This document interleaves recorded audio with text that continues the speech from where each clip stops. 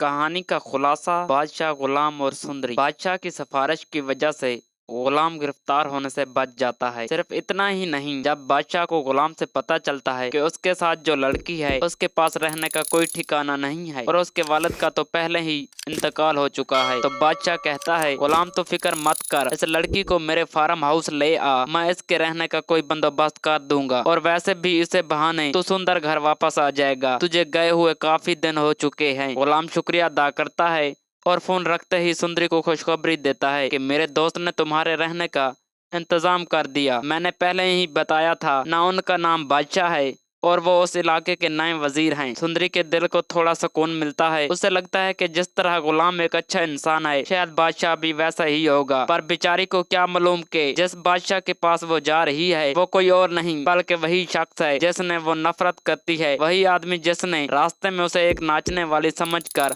उसकी कीमत पूछी थी। घटिया इंसान। मोहब्बत और गलत फहमी का आगाज। इधर गुलाम को भी अजीब सा एहसास होने लगता है, शायद उसे सुंदरी से मोहब्बत हो गई है। अब वो चाहकर भी उससे दूर नहीं रह पा रहा। लेकिन दोस्तों, असल ट्विस्ट तब शुरू होता है जब गुलाम सुंदरी को लेकर बादशाह के फार्म हाउस पहुंचता है। गुलाम उसे समझता है कि बादशाह बहुत अच्छा इंसान है और वो तुम्हारी मदद जरूर करेगा, टेंशन लेने की बिल्कुल जरूरत नहीं है। जैसे ही गुलाम सुंदरी को बादशाह से मिलवाने ले जाता है, सुंदरी बादशाह का चेहरा देखते ही शॉक हो जाती है। बादशाह उसे नहीं पहचान पाता क्योंकि सुंदरी ने नकाब पहना होता है, लेकिन सुंदरी की पैरों तले जमीन निकल जाती है। वो फौरन अपना चेहरा छुपाकर वहां से निकलने की कोशिश करती है। गुलाम को लगता है कि शायद उसे घबराहट हो रही है या ताज़ा हवा चाहिए, पर उसे क्या पता कि सुंदरी को बादशाह से खौफ आता है और वो उसकी शक्ल तक देखना नहीं चाहती। राज और फराज। अंदर गुलाम बादशाह को सब कुछ बताता है कि उसे ये लड़की कैसे मिली और उसने कैसे उसके मरहूम बाप की तदफीन की। गुलाम बस सुंदरी के बाप का नाम बताने ही वाला होता है कि उसे दादाजी की बात याद आ जाती है। खबरदार गुलाम, अगर तेरे मुंह से आशिक अली का नाम निकला और गुलाम बादशाह को आशिक अली का नाम नहीं बताना। अब सूरत हाल मजीद पेचीदा हो चुकी है। एक तरफ गुलाम के दिल में सुंदरी के लिए प्यार बढ़ रहा है, तो दूसरी तरफ सुंदरी के दिमाग में शक ही शक है। उसे लगता है कि कहीं उसने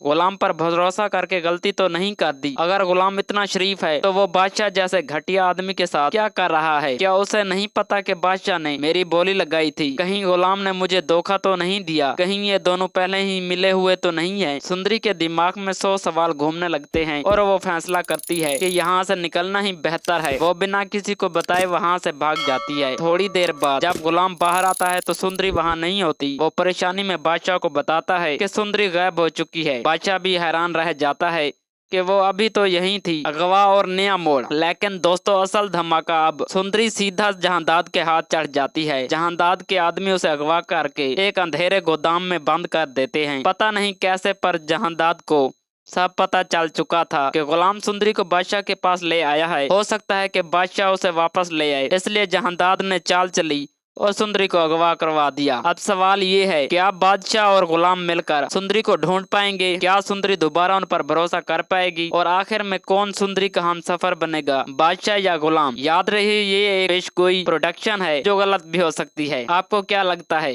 कमेंट करके जरूर बताएं। क्या आप चाहते हैं कि मैं इस कहानी के अगले हिस्से का स्क्रिप्ट लिखूं या किसी खास किरदार के मुकाबले में तैयार करूं? शुक्रिया।